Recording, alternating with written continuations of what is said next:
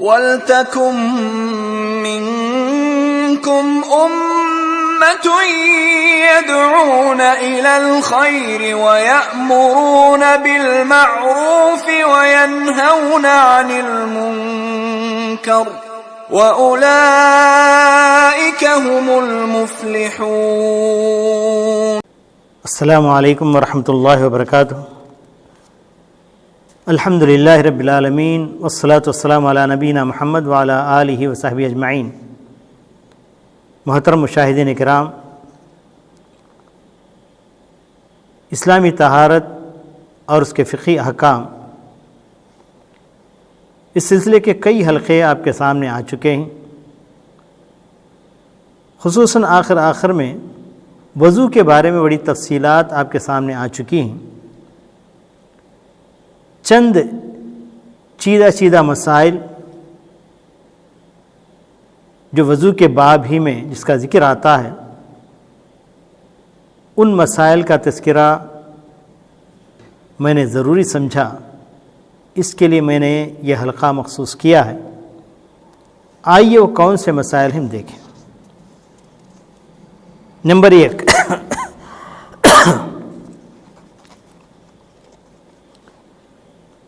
رات میں آپ سو گئے، صبح اٹھنے کے بعد آپ کو وضو کرنا ہے۔ اس سلسلے میں حکم یہ ملتا ہے کہ سب سے پہلے آپ اپنے دونوں ہتھیلیوں کو 3 مرتبہ دھو لیں، اس کے بعد لوٹا یا برتن میں جس کے اندر پانی ہو اس کے اندر آپ اپنے ہاتھوں کو ڈبوئیں۔ بغیر 3 مرتبہ دھوئے کہ آپ کسی بھی پانی کے برتن میں جس سے وضو کرنا ہے، یا ڈول بکیٹ جس کے اندر آپ اپنے ہاتھوں کو نہ ڈالیں، کیونکہ حدیث میں آتا ہے آپ کو پتہ نہیں آپ کا ہاتھ رات کہاں گزارا ہے، تو اس لیے اس کا خاص خیال رکھیں۔ نمبر 2، وضو کے اعضاء جتنے بھی دھونے کے ہیں ان تک پانی پہنچانے میں بہت احتیاط کریں۔ مطلب یہ کہ وضو کے اعضاء جن کو دھونا ضروری ہے، ذرا برابر کہیں بھی سوکھا باقی نہ رہ جائے۔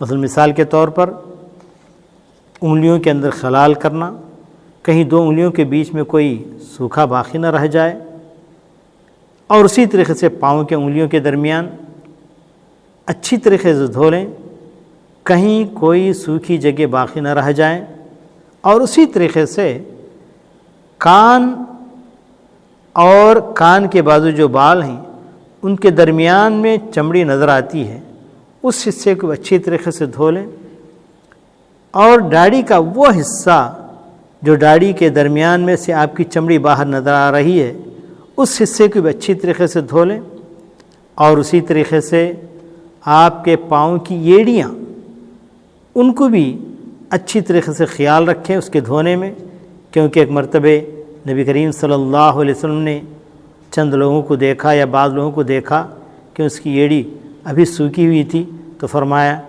ویل للعقاب من النار، یعنی ان ایڑیوں کو جو وضو کے کرنے کے باوجود سوکھی رہ جاتی ہیں، ایسے لوگوں کے لیے ویل ہے، خرابی ہے جہنم کی۔ نمبر 3، آپ نے وضو کر لیا ہے، نماز پڑھ لی، پھر ایک اور نماز کا وقت آ گیا، اب آپ کو یاد نہیں کہ آپ کا وضو باقی ہے کہ ٹوٹ گیا۔ یہاں 2 چیزیں ہیں، وضو کا ٹوٹ جانا، وضو کا آپ کا کرنا، دونوں میں سے جس بات پر یقین ہے اسی پر عمل کریں، شک والی بات پر عمل نہ کریں۔ کیا مطلب یہ کہ آپ کا وضو کرنا یہ یقینی ہے، آپ کو اچھی طریقے سے یاد ہے، اور وضو ٹوٹا یا نہ ٹوٹا اس کے بارے میں آپ کو شک ہے، تو شک کو چھوڑ دیں، یقین پر آپ باقی رہیں۔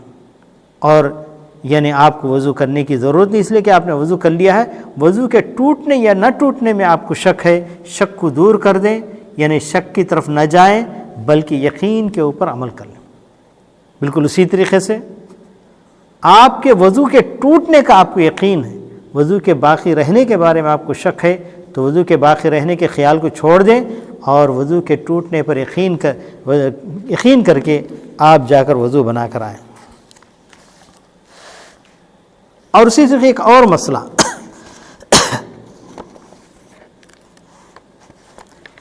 وضو کرنے کے درمیان آپ نے بعض اعضاء کو جو 3 مرتبے دھونے کے ہیں 2 ہی مرتبے دھویا، اور ان میں سے بعض اعضاء کو جو 3 مرتبے دھونے کی 1 ہی مرتبے دھویا، بعض وہ اعضاء جن کو 3 مرتبے دھونا آپ نے 3 مرتبے دھویا، یعنی کسی عضو کو 1 مرتبے، کسی کو 2 مرتبے، کسی کو 3 مرتبے، اس طریقے سے دھویا، تب بھی آپ کا وضو ہو جاتا ہے۔ صحیح بخاری کے اندر اس طرح کی روایت آئی ہوئی ہے۔ ایک اور مسئلہ عام طور پر پیش آتا ہے، آپ نے نماز پڑھ لی اس گمان سے کہ آپ کا وضو تھا، لیکن پتہ چلا کہ آپ کا وضو ٹوٹ چکا تھا، آپ نے وضو نہیں کیا تھا، آپ نے نماز پڑھ لی۔ اگر پتہ چل جائے تو آپ فوری طور پر اس نماز کو وضو کر کے دہرا لیں۔ مسئلہ، آپ نے نماز پڑھ لی اور بعد میں آپ کو اس بات کا یقین ہو گیا کہ آپ نے جو نماز پڑھی ہے بغیر وضو کے نماز پڑھی ہے، تو آپ فوراً وضو کر لیں، پھر اس نماز کو دہرا لیں۔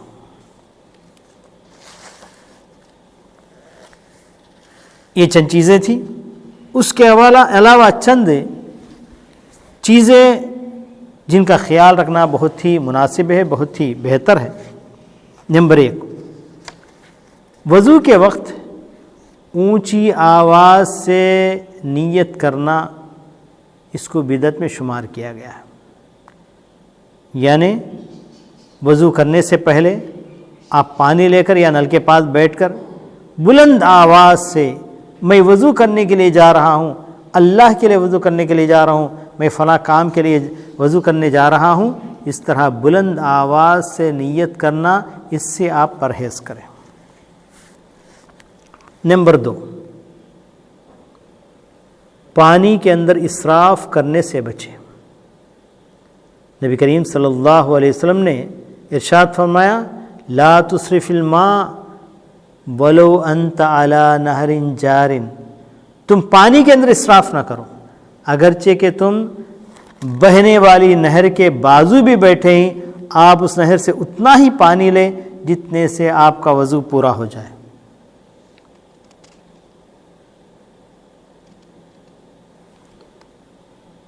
اور نمبر 3، وضو کے اعضاء دھونے میں کبھی بھی 3 مرتبہ سے زیادہ نہ دھوئیں، یعنی وہ اعضاء جن کو 3 مرتبے دھونا ہے ان اعضاء کو 3 مرتبے سے زیادہ نہ دھوئیں، اس لیے کہ نبی اکرم صلی اللہ علیہ وسلم کے پاس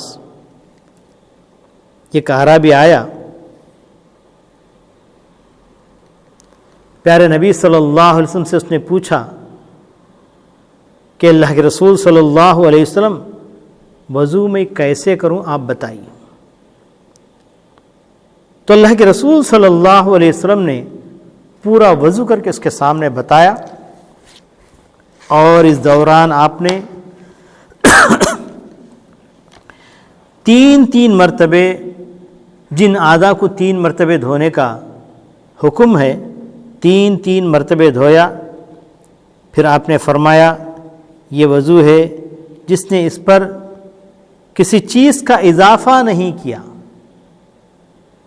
اس کا وضو پورا ہو گیا۔ جس کسی نے اضافہ کیا تو اس نے گناہ کیا، زیادتی کی اور ظلم کیا۔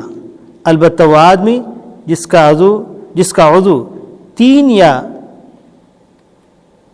تیل یا تری کی وجہ سے 3 مرتبہ دھونے سے صاف نہ ہو، تو مطلب ہے کہ آپ کو صرف 3 مرتبے آپ کو وضو کرنا، یعنی کسی بھی 3 مرتبے جس کو دھونے کے لیے حکم آیا ہے 3 مرتبے دھوئیں۔ چوتھی مرتبہ نہ دھوئیں. لیکن اگر کسی بھی وجہ سے وضو سوکھا رہ گیا ہے، تیل کی وجہ سے یا کوئی چکناہٹ لگی ہوئی تھی جس کی وجہ سے اس عضو کے اندر سوکھا پن باقی رہ گیا ہے، تو چوتھی مرتبہ اس وضو کو دھو کر مکمل کیا جا سکتا ہے، اس کی اجازت ہے. اور ایسے ہی وضو کے اعضاء کو 3 سے زیادہ دھونے کی کوشش نہ کرے. ھذا واللہ اعلم وآخر دعوانا الحمد للہ رب العالمین.